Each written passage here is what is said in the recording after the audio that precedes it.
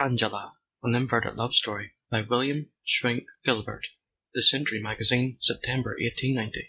I am a poor paralysed fellow, who for many years past has been confined to a bed or a sofa. For the last 6 years I have occupied a small room giving on to one of the side canals of Venice, and having no one about me but a deaf old woman, who makes my bed and attends to my food, and there I eke out a poor income of about £30 a year by making water-colour drawings of flowers and fruit. They are the cheapest models in Venice, and these I send to a friend in London, who sells them to a dealer for small sums. But on the whole I am happy and content. It is necessary that I should describe the position of my room rather minutely. Its only window is about 5 feet above the water of the canal,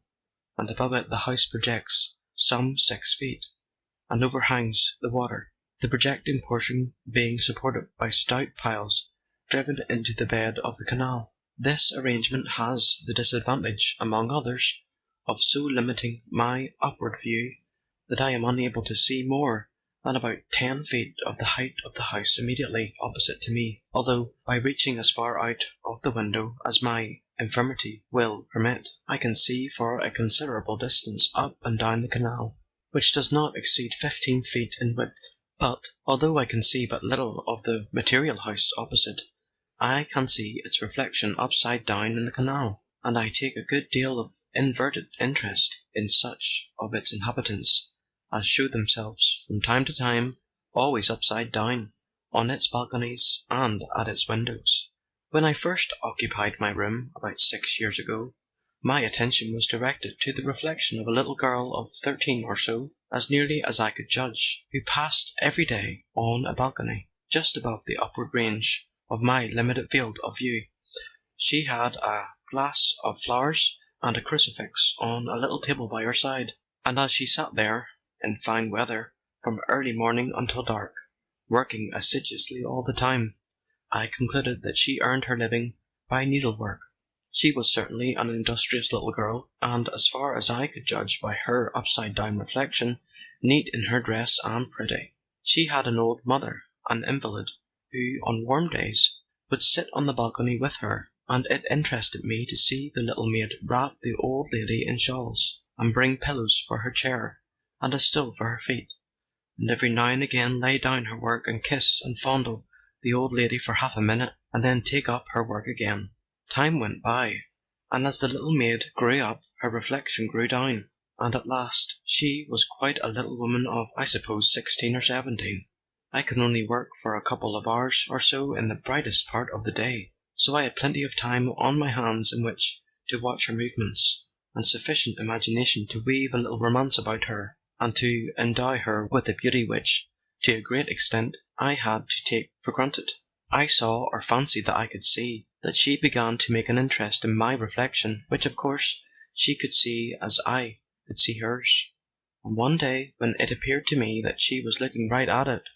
that is to say, when her reflection appeared to be looking right at me, I tried the desperate experiment of nodding to her, and to my intense delight her reflection nodded in reply, and so our two reflections became known to one another. It did not take me very long to fall in love with her, but a long time passed before I could make up my mind to do more than nod to her every morning, when the old woman moved me from my bed to the sofa at the window, and again in the evening, when the little maid left the balcony for that day. One day, however, when I saw her reflection looking at mine, I nodded to her and threw a flower into the canal. She nodded several times in return, and I saw her direct her mother's attention to the incident. Then every morning I threw a flower into the water for good morning, and another in the evening for good night, and I soon discovered that I had not altogether thrown them in vain, for one day she threw a flower to join mine, and she laughed and clapped her hands when she saw the two flowers join forces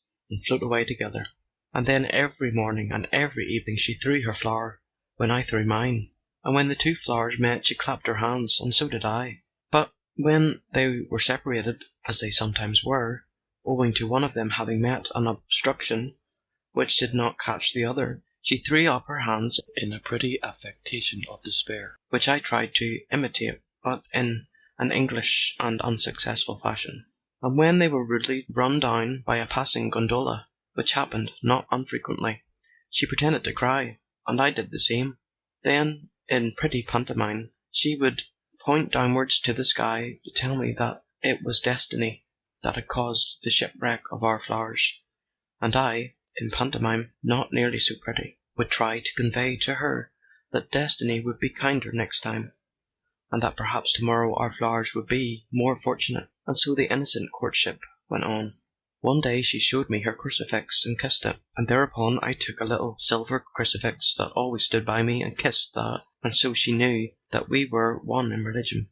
One day the little maid did not appear on her balcony, and for several days I saw nothing of her, and although I threw my flowers as usual, no flower came to keep it company. However, after a time she reappeared, dressed in black,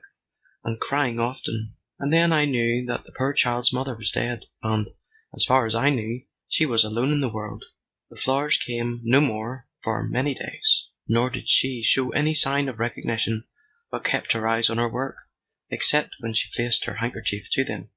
and opposite to her was the old lady's chair, and I could see that from time to time she would lay down her work and gaze at it, and then a flood of tears would come to her relief. But at last one day she roused herself to nod to me, and then her flower came, day by day, and my flower went forth to join it, and with varying fortunes the two flowers sailed away as of yore. But the darkest day of all to me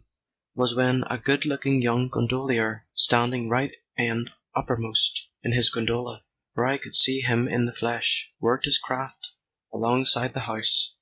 and stood talking to her as she sat on the balcony. They seemed to speak as old friends, indeed, as well as I could make out. He held her by the hand during the whole of their interview, which lasted quite half an hour. Eventually he pushed off, and left my heart heavy within me. But I soon took heart of grace, for as soon as he was out of sight, the little maid threw two flowers growing on the same stem, an allegory of which I could make nothing, until it broke upon me that she meant to convey to me that he and she were brother and sister, and that I had no cause to be sad. Thereupon I nodded to her cheerily, and she nodded to me, and laughed aloud, and I laughed in return, and all went on again as before. Then came a dark and dreary time, for it became necessary that I should undergo treatment that confined me absolutely to my bed for many days, and I worried and fretted to think that the little maid and I should see each other no longer, and worse still, that she would think that I had gone away without even hinting to her that I was going, and I lay awake at night wondering how I could let her know the truth. The 50 plans flitted through my brain, all appearing to be feasible enough at night, but absolutely wild and impracticable in the morning. One day, and it was a bright day, indeed for me, the old woman who tended me told me that a gondolier had inquired whether the English signor had gone away or had died, and so I learnt that the little maid had been anxious about me, and that she had sent her brother to inquire, and the brother had no doubt taken to her the reason of my protracted absence from the window. From that day, and ever after during my 3 weeks of bed-keeping, a flower was found every morning on the ledge of my window, which was within easy reach of anyone in a boat.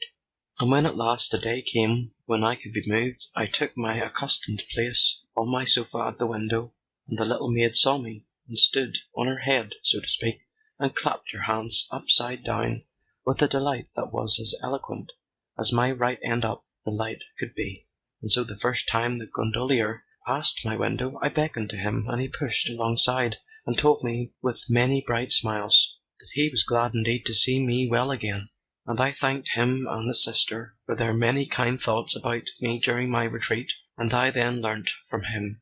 that her name was Angela, and that she was the best and purest maiden in all Venice, and that anyone might think himself happy indeed who could call her sister, but that he was happier even than her brother, for he was to be married to her, and indeed they were to be married the next day.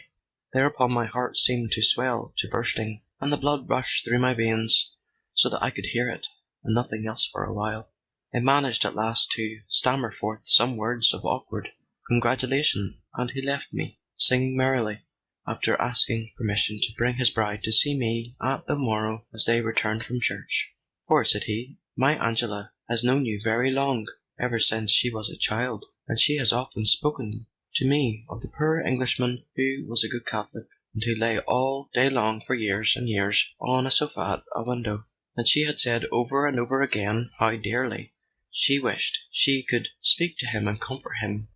And one day, when you threw a flower into the canal, she asked me whether she might throw another, and I told her yes, for he would understand that it meant sympathy for one sorely afflicted. And so I learned that it was pity, and not love, except indeed such love as is akin to pity, that prompted her to interest herself in my welfare. And there was an end of it all, for the two flowers that I thought